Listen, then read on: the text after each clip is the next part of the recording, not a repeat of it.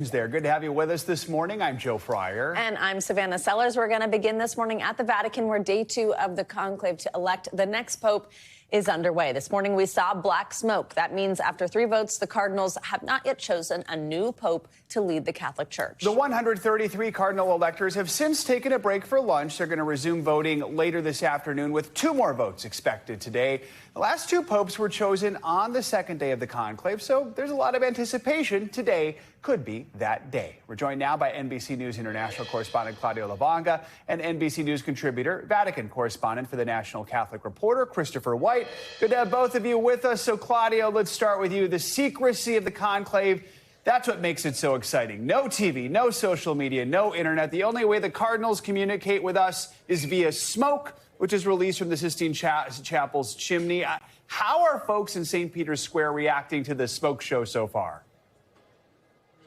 Hey, Joe. Well, since yesterday, since the first round of voting, thousands of people have gathered in St. Peter's Square waiting for the smoke to come out of the chimney. The Vatican said that yesterday 45,000 people filled the square and the surrounding areas. They had to wait a long time. It was 3 hours between the closing of the doors of the Sistine Chapel and the first smoke, longer than usual, but they all waited patiently. And then in the end, there was a big round of applause because even though the smoke was black, so no pope was elected, they still feel part of this centuries-old tradition. They're now back into the square this morning again, black smoke, and we expect them to come back later in the afternoon because, as you mentioned, in the last 2 conclaves, the popes were elected on the second day of the conclave. So if that trend continues, we may have a pope by the end of today, Joe. Christopher, we'd love for you to weigh in on that. Just the fact, each round so far has ended in this black smoke. Are those the results that you would have expected this early on in the conclave? I think so. What it takes when they get inside that room is to cast an initial ballot to sort of see what the spread is. And then they go back in the second day, and that's when the numbers start getting serious. They start sort of lining up, and you see blocks emerge. And it's really on that second and third ballot where we're able to get a sense of, they're able to get a sense of where these votes might be headed. And, then they'll go and have lunch, and perhaps some deals will be made, and we'll see greater numbers start to coalesce behind 1 or 2 candidates. Lester Holt was talking yesterday about how it felt like the last conclave, the smoke was kind of gray. They were like, wait, is that black or is that white? This is very black smoke. It is very clear they have not picked a pope, so I like that. Claudio, remind us now what this process will look like moving forward, what the schedule looks like for the rest of the conclave.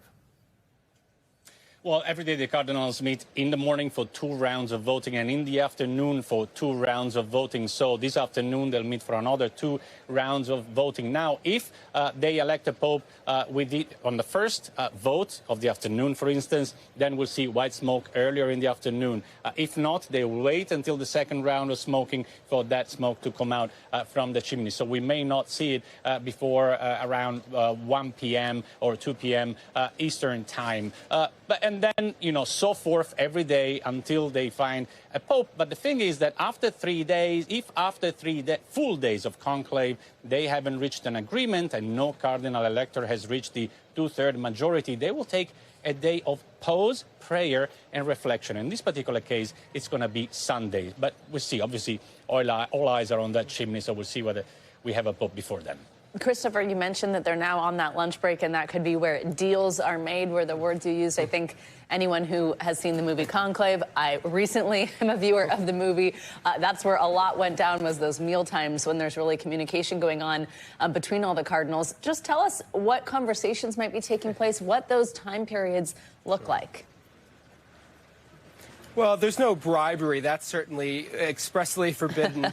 But one of the things that these meal times provide is a chance for cardinals to get to know each other a bit better. And so a cardinal from Latin America can say, hey, could you bring over some cardinals from Africa or some cardinals from North America? And they provide them a chance to get to know each other, audition one another, and say, could we see this particular person being pope? Or what are the particular issues that are motivating you in this room? And that's how they began to kind of converge into groups. And that's why we see the numbers sort of trend in a certain direction as the days go on, because they have more time to do this sort of talking. And because of the vote counts being known among them, they know exactly the direction that they want or hope to be heading in. Claudio, can you tell us more about just how they do make sure this remains such a super secret process? What are some of the steps they took to shield these cardinal electors from messages from the outside world? Hey, Joe. Well, once those doors closed in the Sistine Chapel, they're completely cut off from the outside world. There's no access to mobile devices and electronic devices, newspapers, radio, television. Also, the Vatican has taken down the signal of mobile signal inside Vatican State. They told us a couple of days ago, something that didn't go down well with the people living and actually working inside Vatican State. They said they're losing business like this. But anyway, this is going to happen until they elect a new pope. Also, when they return to the Casa Santa Marta and another building where they are staying, the windows have been blackened because some of the windows go on a main street outside of Vatican City and so forth. So they are completely cut out of the outside world, Joe. Christopher, if I could put you on the spot and you wouldn't mind, we'd just like hearing a little rundown of who may be some top contenders here. Walk us through what we're thinking at this point. Sure. I think it's fair to say that the person with the most name recognition going into this conclave was Cardinal Pietro Parolin. He was Pope Francis's Secretary of State, so a real diplomat. He knows the global situation very well. And because he's so well known in a conclave where there are so many unknown figures, most people think if this is a short conclave, he's probably likely to emerge first.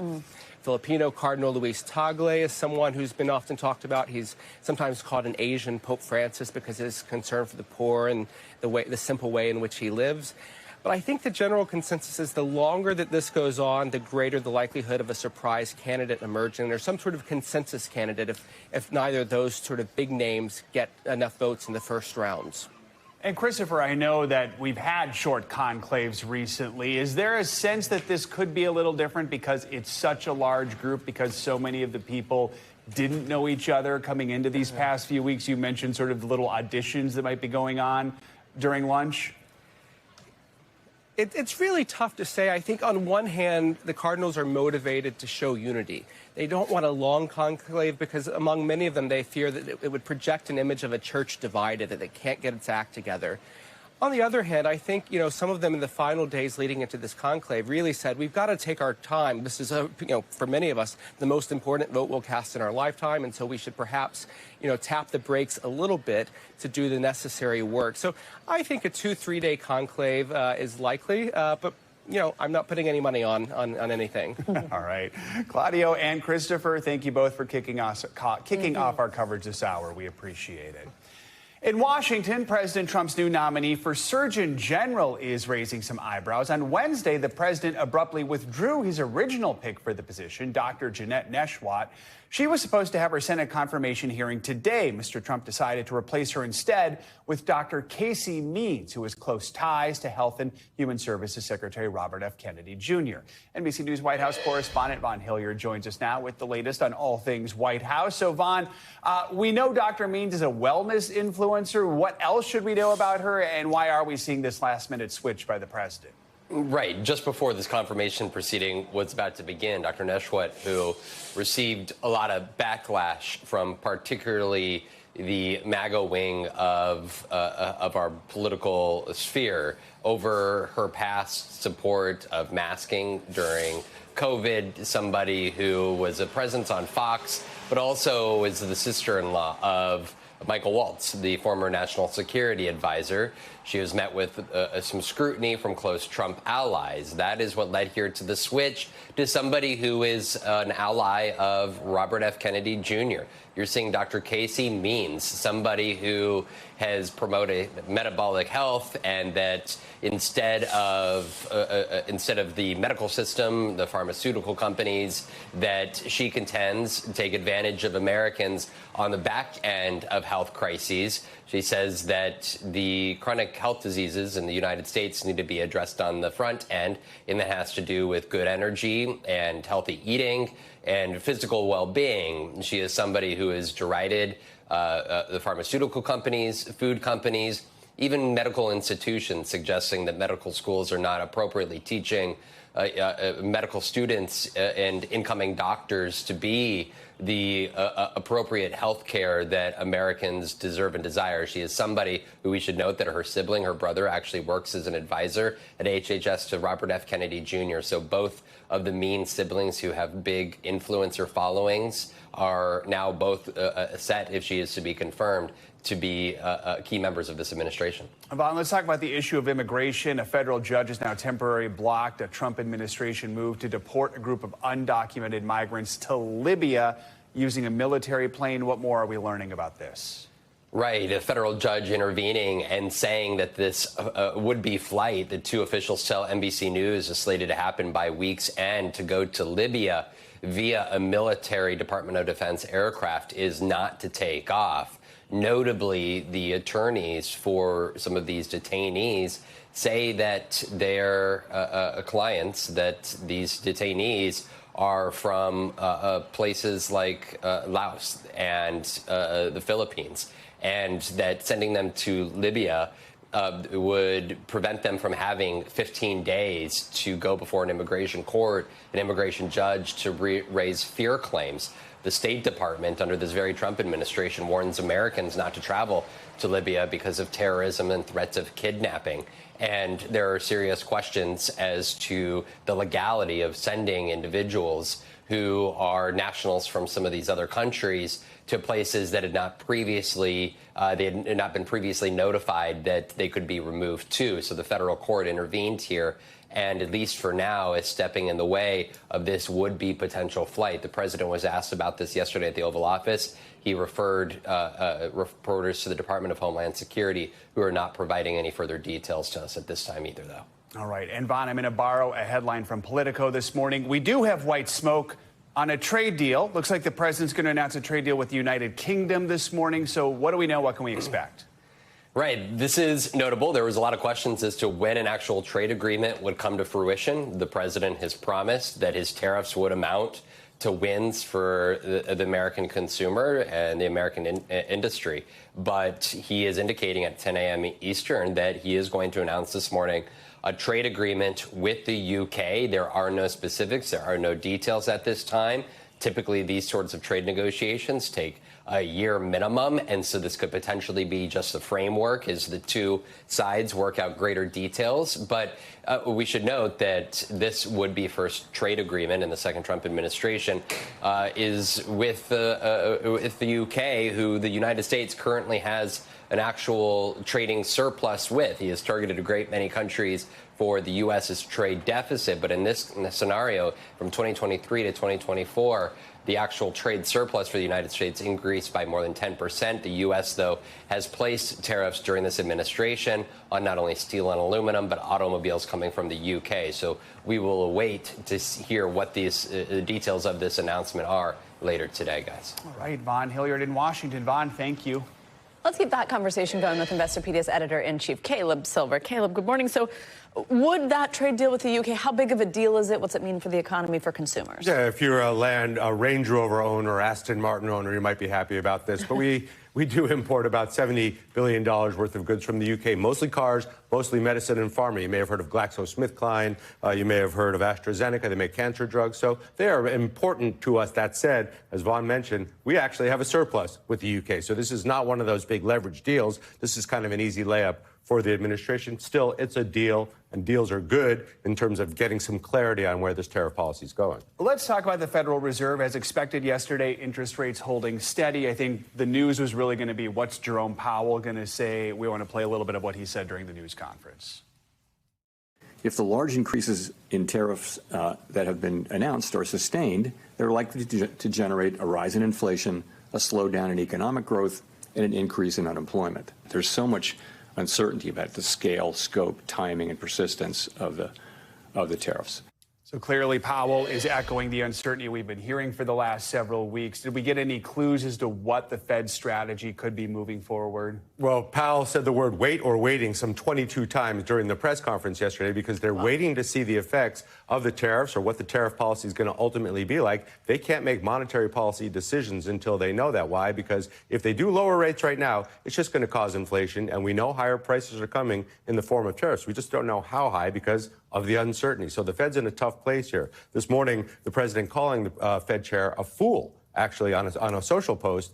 That's just not right. I mean, it's Powell who's taking the shots, but there's 12 members of the Federal Open Market Committee that are making these decisions based on data from the economy around the entire country right now. So the president doesn't like this at all, and he's watching other countries like the EU and the UK. I mean, the EU's lowered rates now 7 times. The Bank of England lowering rates this morning. The U.S. is not in the same position as those other countries. We are placing tariffs on imports.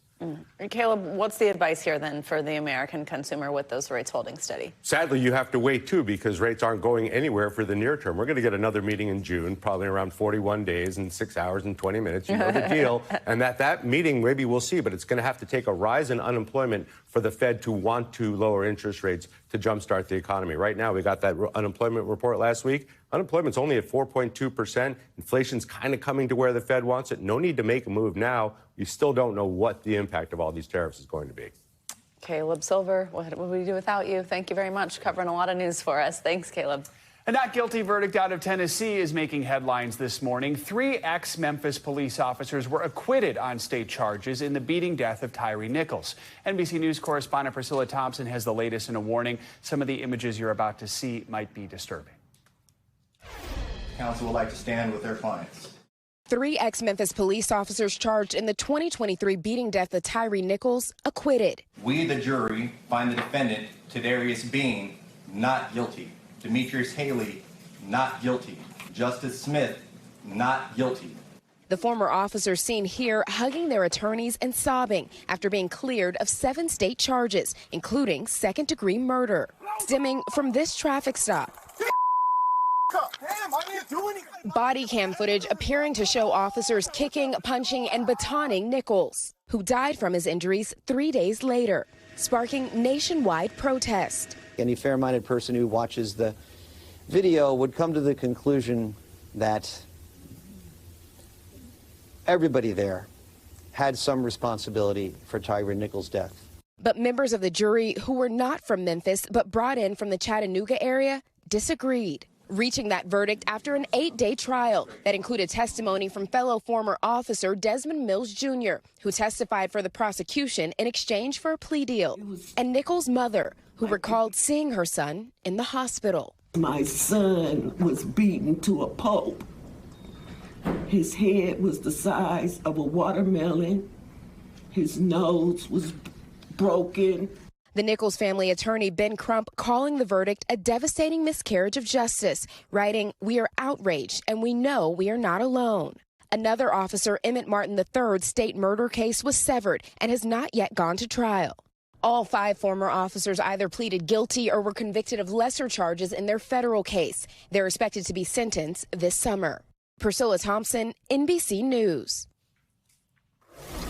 Time now for a check at your forecast. We've got meteorologist Angie Lassman here. Hey there, Angie. Good morning. Hi, guys. Good morning to you. We've got a couple of busy days when it comes to rain in the forecast for a lot of folks across the east. Let's start with what we're dealing with right now, which is mostly quiet skies across parts of the Northeast and mainly the Great Lakes. But we do have some of those showers and even a couple of thunderstorms happening across parts of the Midwest. And this is going to ramp up as the day goes on. So you can already see that we've kind of got these preemptive flood alerts up for parts of the Northeast. And that's because we've got multiple days of some additional rain on the way. Here's how it all plays out. Today, it's from Massachusetts to Tennessee, where we could see some of that rain basically stretched along that cold front. We'll see some of those highest rainfall totals and the potential for flooding more in the interior areas of this region. And then tomorrow, we really ramp up this moisture and it kind of slides up the coast along the I-95 corridor. Expect really soggy conditions, specifically for the first half of the day, but even lingering into the evening hours as well. This is a pause at 7 o'clock. So you can see anywhere from Boston to Washington, D.C., the potential for some wet roads, likely some delays when it comes to the air travel as well. And rainfall rates are going to be pretty impressive, too.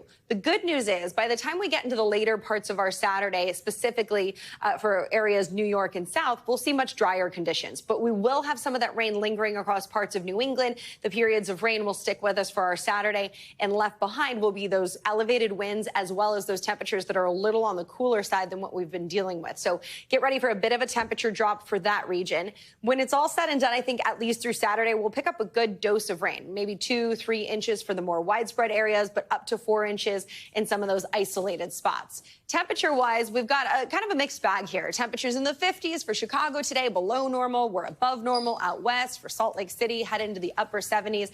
Even Raleigh expected to hit the 80s today. And then we keep that going for tomorrow. We see more kind of aggressive temperatures when it comes to warmth across parts of the Southwest, with highs into those triple digits for Phoenix, mid-70s for Little Rock. Those numbers are below normal, even stretching up into Boston. We'll see temperatures in the low 30s.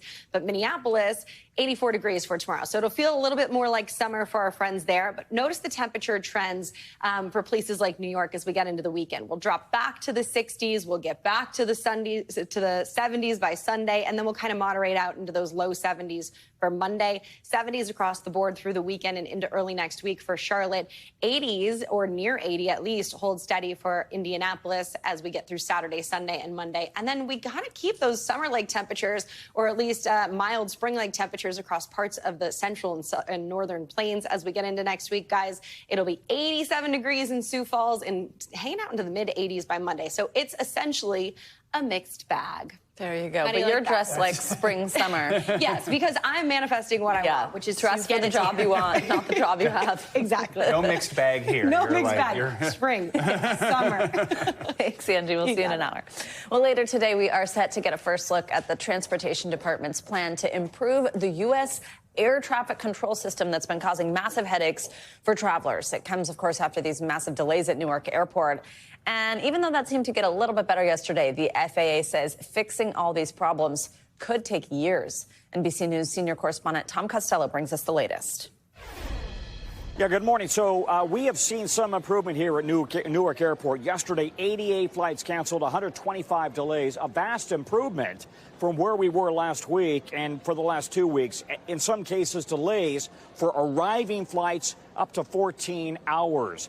United Airlines alone says roughly half of their flights have been delayed over the last few weeks. Today, DOT Secretary Sean Duffy holding a meeting in Washington with airline CEOs who want to see some improvement here at Newark Airport. And the CEO of United Airlines is saying simply there are too many flights coming into this airport, and the FAA needs to regulate the slots, the takeoff and landing slots at Newark, as they do at JFK, at LaGuardia, at Reagan National Airport.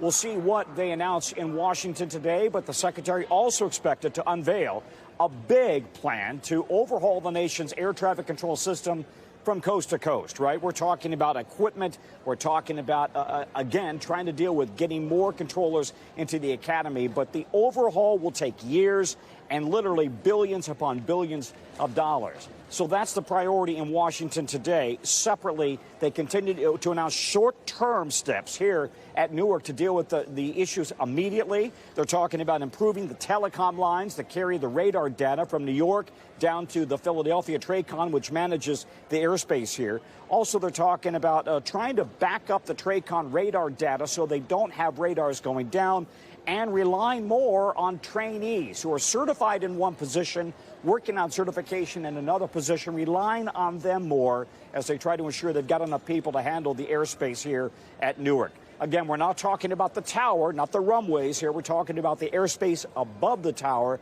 that's controlled by the TRACON terminal radar approach, which is in Philadelphia. So a busy day. We're hoping to see some announcements for how they can improve things. Back to you. Thanks for watching. Stay updated about breaking news and top stories on the NBC News app or follow us on social media.